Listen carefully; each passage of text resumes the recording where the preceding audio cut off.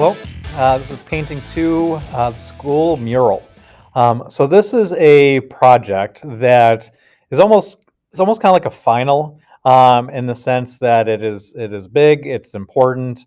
It kind of gets down to a lot of times what people think about painting, is in the sense that you have this public, display of artwork that while you made it, it kind of isn't yours, at the same time. And so I'm excited about this project a lot because I look at this from like 5 years from now, where if we consistently have um, you know 10 students per painting 2 class per semester, you can imagine that over the course of having possibly 20 students a year, the 20, 40, 60, 80, 100, having 100 of these kind of mini murals all around the school, how exciting and how kind of cool that would be. Um, and and you are kind of among the first, if you were part of the 2020 2021 school year. Um, so what this is the assignment. I'll read it to you. When people think of professional painters, they always think about murals. Our murals are 43 inches by 43 inches. There are 2 paths that you can choose from when you make these. Both of them involve interviewing someone at school to make a mural for them. You are not going to keep this. This is a commissioned piece. With that being said, once you're done with your mural, I do want to put like an email address or a phone number of someplace you think we'd be able to reach you over the next like 20, 30, 40 years, kind of thing. So if something did happen, if we took it down, we could see, please call or email, this person. So then we can see if you'd want it back, and I can't think of a situation why we would need to do that. It's just nice to know, that your name is on the back of there. So if we want it back, you can have it. So when I say there's 2 paths, what that's talking about is that you kind of have you have the teachers, and they are in their classrooms.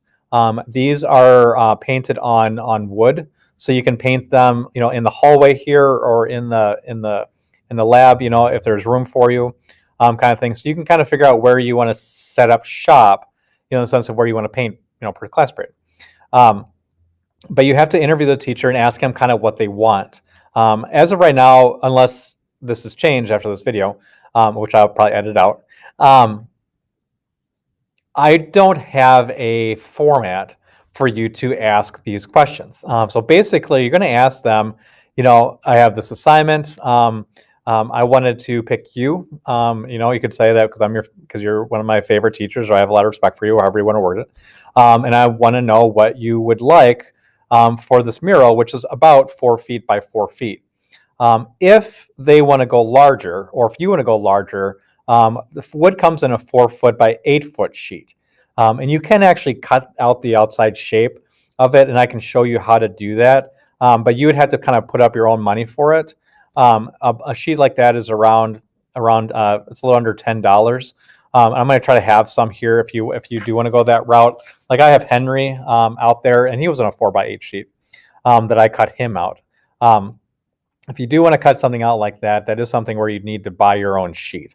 Otherwise, if you cut out something out of a 4 by 4 foot, you're really reducing the amount of work, and that's not fair to everybody else. So I hope you understand that. But the question you'd have to ask them is like, what would they want? Kind of thing. And they might say, well, why don't you decide? That's not an answer you can accept, because I want you to work with them on the design.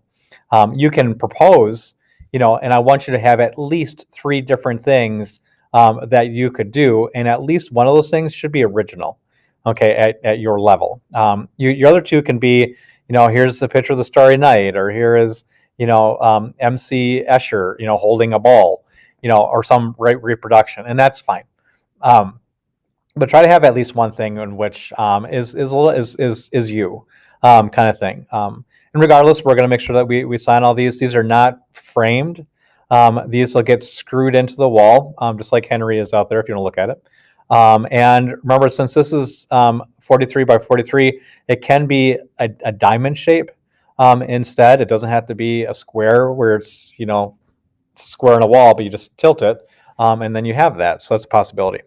In terms of the paints you're using with these, you're going to stay with the student grade paints because there's a lot of paint you're going to have to use for this.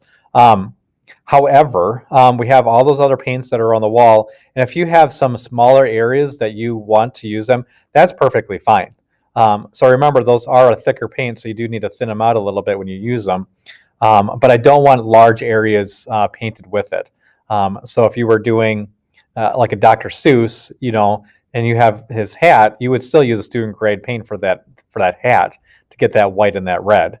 But if there were like details, that are, I don't know, like 2 or 3 inches, then that's fine. But I don't want a ton of that real expensive paint to be used on this project.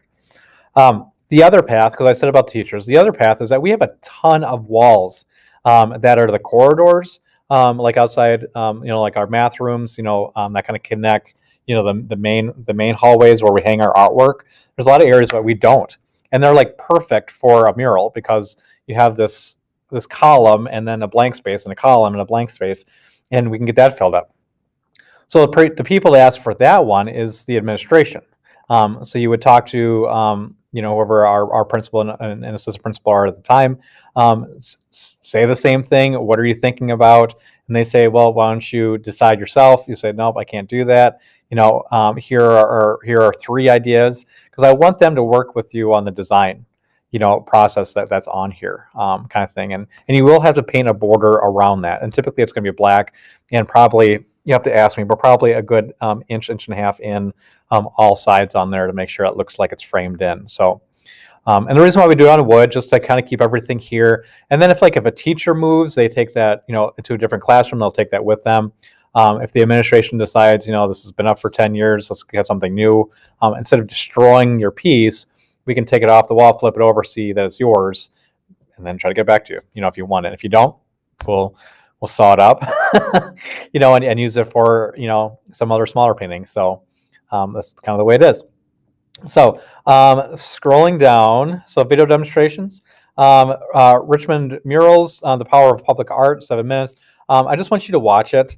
It's really kind of a cool video, getting into more of the public side of artwork and the statements. A lot of times murals aren't really, at least at the professional level, they're not about just a pretty picture, but there's a statement, that they're making with their stuff. Now yours doesn't have to have a statement. If you'd ask the administration, they might want to say they want to focus on pride or respect, and maybe they say, well, why don't you think of a piece of artwork, a professional one, like Starry Night or The Scream, and let's focus on that, kind of thing. So, and then a high school mural that was done by middle school students, and they have a cool thing going on at their school where they paint doors, as a project, and then they also do these large murals, kind of thing. And I thought that was really neat.